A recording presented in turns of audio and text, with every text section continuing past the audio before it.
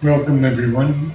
Tonight, before we begin our regular going through each line, I want to take you for a brief tour through the epic of Savitri, beginning with the books and the cantos, because many of us don't understand how Sri Aurobindo has formulated this work. I've told you before, I believe, that he has honored the style of all the great epic writers, Dante, Virgil, Paradise Lost, Milton, Goethe, in which they don't start at the beginning of the story. They give us flashback after flashback after flashback. So very briefly, if you can go on the first page, contents, we'll look at book 1, which is the book of beginnings. And this book of beginnings has only 5 cantos, but they're extremely important because the first canto is about the attempt of the light to come down and the rejection of earth and man to receive it. The second canto is the issue. And in the first canto, we just heard a few words about Savitri. We haven't heard anything about the queen, and of course nothing about Satyavan except the last line of Book 1, Canto 1. This was the day when Satyavan must die. And so we are thrown. We don't know what's happening. We don't know what's happening with Savitri. We don't know what's happening with Ashwapati. We don't know anything about Satyavan except that one line. And then we go into Canto 3, which is the Yoga of the King. And this is our first introduction to Ashwapati. And he is the sage, we could even say the avatar. And the first part of this story of the Yoga of the King is how his soul gets released and all these great things begin to come into him. Occult things, things from higher worlds. And then Canto 5, and I'm skipping intentionally, Canto 5 is where he becomes who he truly is, the divine. But for some reason, Sri Aurobindo puts in Canto 4 the secret knowledge. And this is extraordinary because it's one of the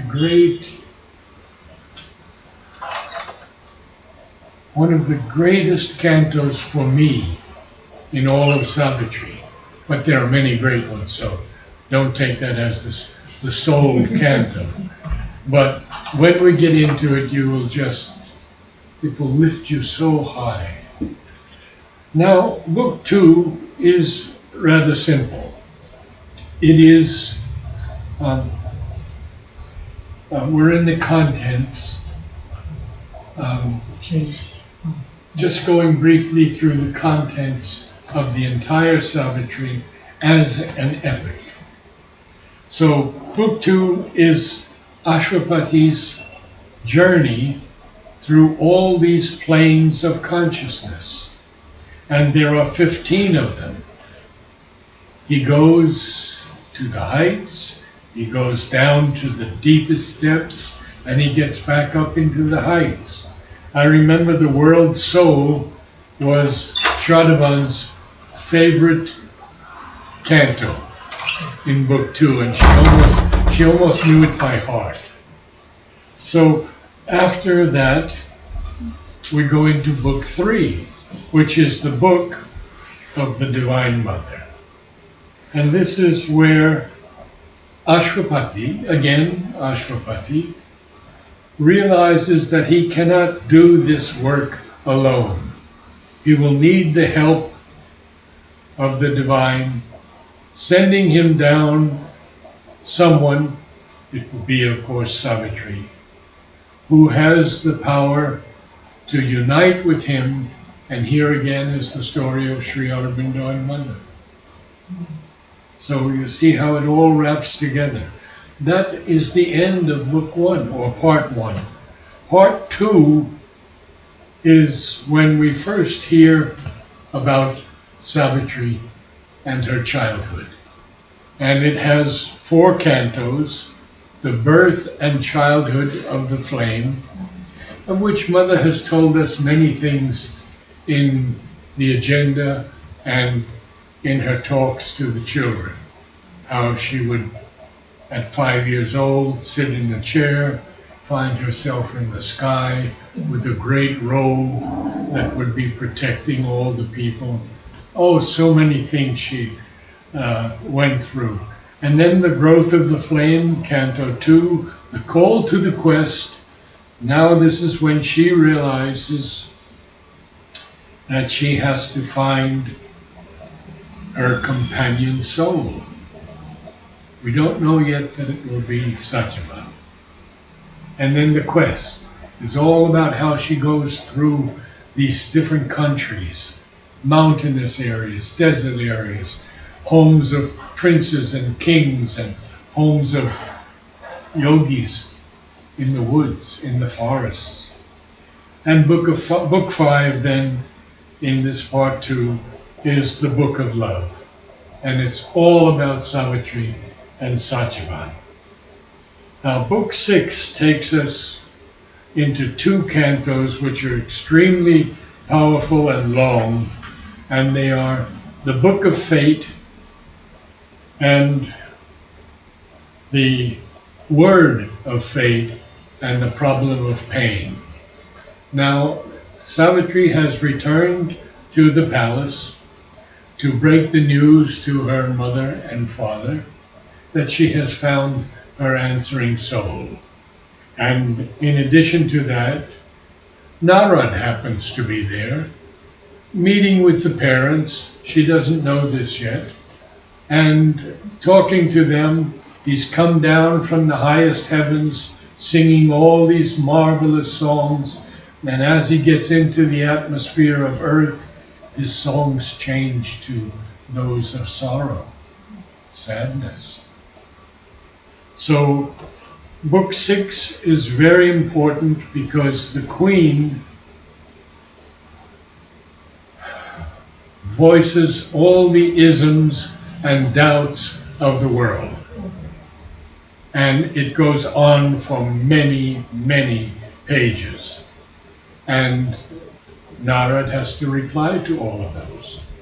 Now book 7 is the book of yoga. And this is Savitri's yoga. And there are 7 cantos where there's the joy of union with Satyavan, and then the realization of death, foreknowledge of death, the pain of her heart, the grief, and then she has to search for her soul. Right now she's just a young lady, maybe in her late teens, when she has met Satyavan. And so she has to find out who she is, and these cantos are extremely powerful. And book 8 is the book of death. Sri Aurobindo wrote so little about the book of death. He didn't have Canto 1 or Canto 2, just a little excerpt in Canto 3. And I'll tell you more about that later. Now book 3, part 3 begins with book 9, the book of eternal night, towards the black void, the journey in eternal night, and the voice of darkness. And this is where Savitri has to carry Satyavan, who is dead. And this and book 10 are the powerful books where she debates with death and wins Satyavan back. And death is extinguished. his body was eaten by light. Wow. Now, Book 11 is one of the most beautiful books, and it is almost, well, there's just one canto, and it's the Book of Everlasting Day. And Book 12 is simply an epilogue, not very complete, but it's an epilogue of the return of Savitri and Satyavan to Earth and to her family, etc. So now we have the scope of that. Was the book ever finished? No, it was not finished. When Narad asked Sri Aurobindo, answered Sri Aurobindo, Sri Aurobindo said, "What remains to be done?" And Narad says, well, there's the Book of Death and the epilogue, the return to Earth. And Sri Aurobindo very quietly and succinctly said, we shall see about that later. So there's a hint there that Savitri is not completed, and the Lord will come back and continue the story of Satyavan and Savitri, because this is the story that we are entering into, and that is the transformation of the human body and the resultant divine life upon earth, which is clearly written in Savitri. So now we'll start with our usual. We begin with, he lived in the mystic space where thought is born, and will is nursed by an ethereal power, and fed on the white milk of the eternal strengths, till it grows into the likeness of a god. So we see that Ashwapati is so high now. He's living in this mystic space which is far above our realm of body, life, and mind, which is far above these spiritual realms of existence. He's in the supramental now. He's in that mystic space where thought is born and will is being nursed by an ethereal power and being fed on the white milk of the eternal strength until it grows into the likeness of a god. And so we see here that Ashwapati, Sri Aurobindo, is in these occult rooms. In the witness occult rooms with mind-built walls, on hidden interiors, lurking passages, opened the windows of the inner sight. Everything is opening now. Everything is open to Ashwapati. Almost everything was open to Mother also, but she could not convert two of the asuras. And when she met that great serpent by the tree, and she wanted to enter that realm, he said, no, you cannot enter until you conquer the sex impulse in humanity. Did not allow Mother to enter. But we see now that Ashwapati, he owned the house of undivided time. Very important word, undivided time. And then, lifting the heavy curtain of the flesh, he stood upon a threshold, serpent-watched, and peered into gleaming, endless corridors, still and listening in the silent heart for the coming of the new and the unknown. Now he will get that much, much later, but this is the new world. He is listening for it in the silent heart, and it's the coming of the new and the unknown. Unknown because it never was on earth. No avatar brought it down before. We do have some statements of Christ that seem to point at it, that he will come again. There will be the resurrection, that is well known in Christianity. And so he now gazed across the empty stillnesses and heard the footsteps of the undreamed idea. Once again, capital I for idea. And he uses the word real idea as a synonym for the supermind. And he uses gnosis also as a symbol for the supermind. He didn't want to use the supermind too often because of Nietzsche and his idea of the supermind, which was the Titan. In the far, he gazed across the empty stillnesses and heard the footsteps of the undreamed idea in the far avenues of the beyond. He heard the secret voice, the word that knows, and saw the secret face that is our own. Oh my gosh. He saw the divine in each of us. The secret face that is our own. The inner planes uncovered their crystal doors. Strange powers and influences touched his life. A vision came of higher realms than ours. A consciousness of brighter fields and skies.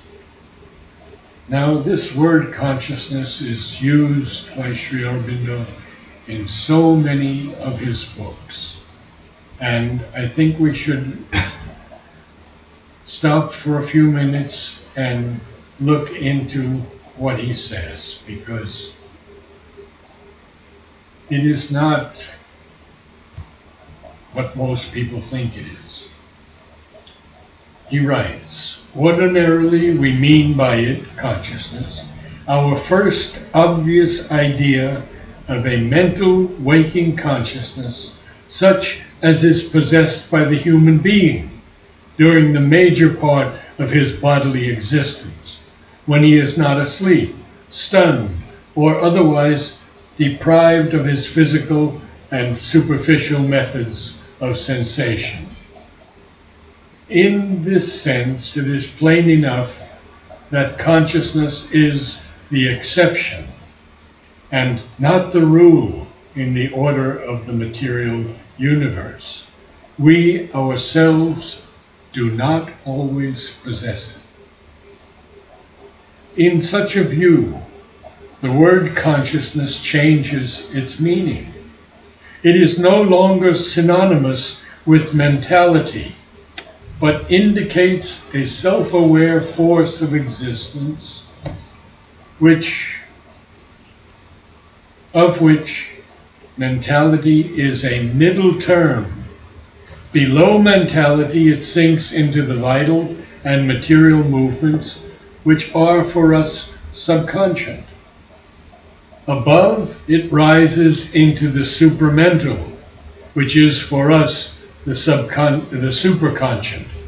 But in all, it is one and the same thing, organizing itself differently. This is, once more, the Indian conception of Chit, which as energy creates the worlds. And this is from his Life Divine.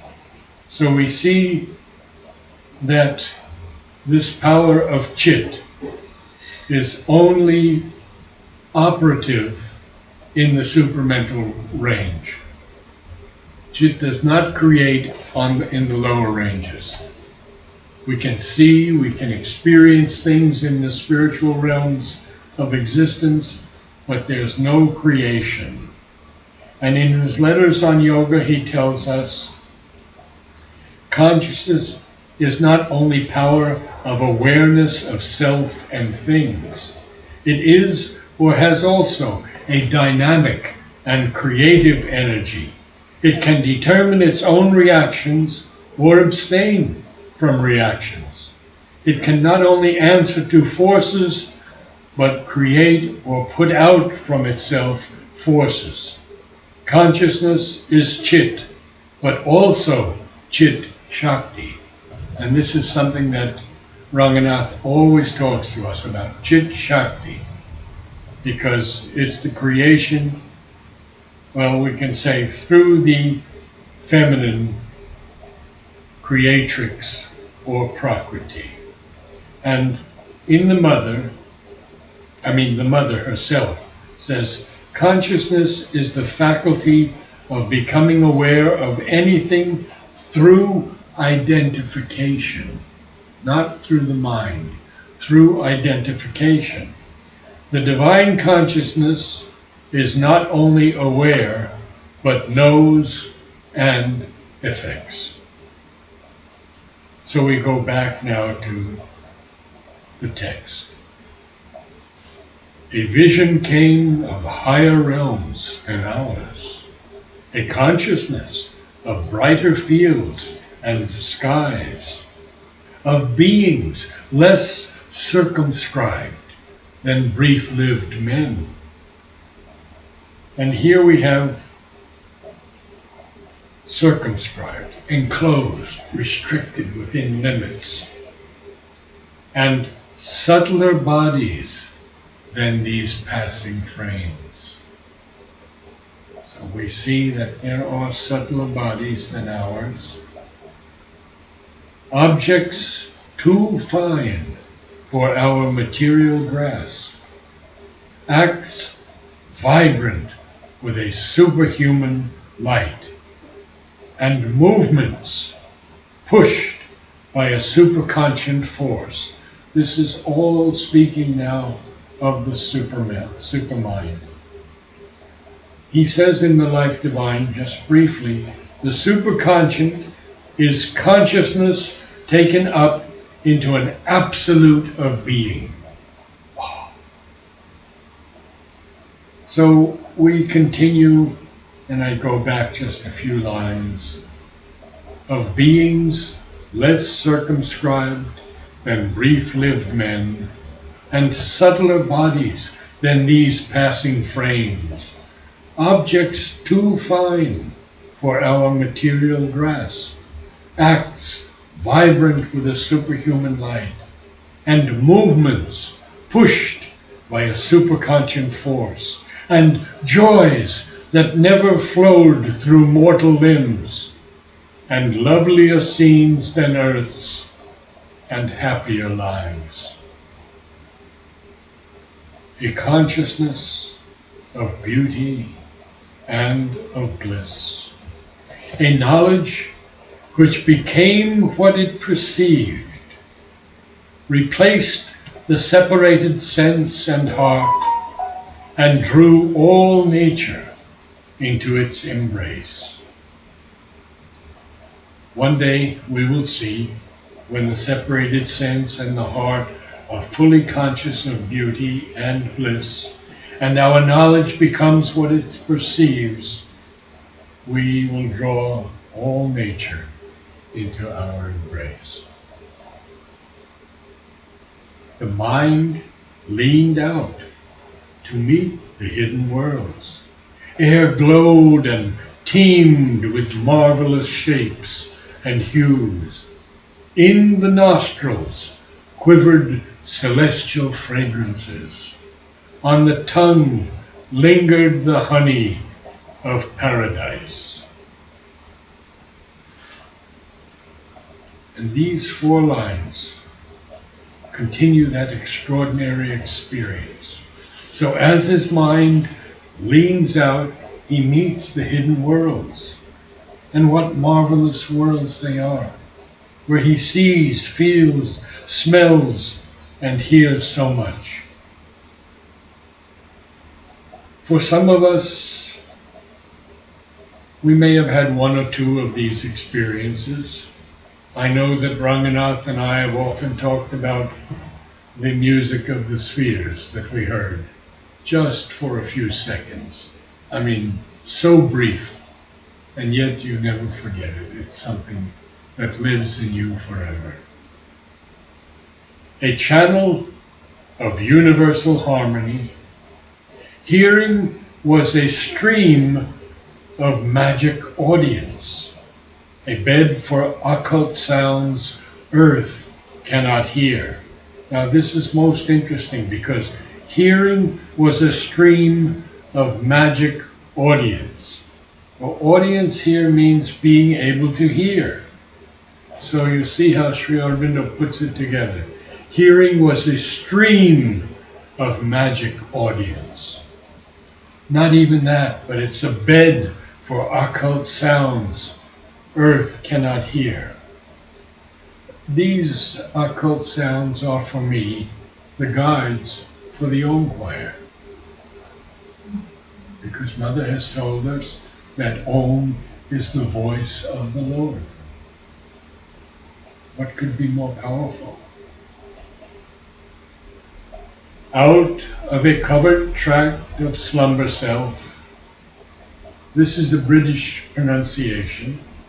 In America we say covert, but I believe out of a covered tract of slumber self, iambic pentameter, pure. Covered, of course, means secret or hidden from view or knowledge. The voice came of a truth submerged, unknown, that flows beneath the cosmic surfaces. Now, I think that we usually understand surfaces like under the surface of the water, but I think the second definition is more appropriate. Beneath, hidden, or covered, or buried beneath the cosmic surfaces. Here's the definition for cosmic with a comment from Sri Aurobindo.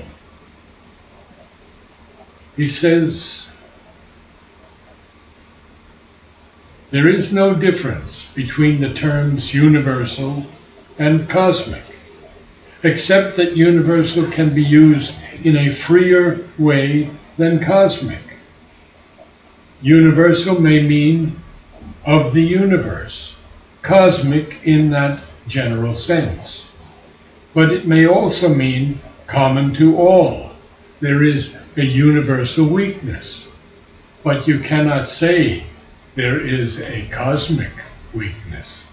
So you see how important each word is in Savitri. And when we read Amal's correspondence with Sri Aurobindo, we find that Sri Aurobindo will correct him on hardly or barely. The two totally different words, Sri Aurobindo tells him, and goes into it for a few minutes to distinguish the difference in hardly and barely. So we should pay close attention to the wording of Savitri, and I guess my time is about up. Only mid an omniscient silence heard, held by intuitive heart and secret sense. So what is this? This voice that comes out of a covered tract of slumber self. It comes about a truth that is submerged, unknown, and that truth flows beneath the cosmic surfaces. and it's only heard mid an omniscient silence. The secret of the Veda, Sri Aurobindo tells us, this is the omniscient, who knows the law of our being and is sufficient to his works. Let us build the song of his truth by our thought and make it as if a chariot on which he shall mount. When he dwells with us, then a happy wisdom becomes ours. With him for friend, we cannot come to harm. Secret of the Veda. And of course, Krishna tells us this all the time in the essays on the Gita. So, the last line for today,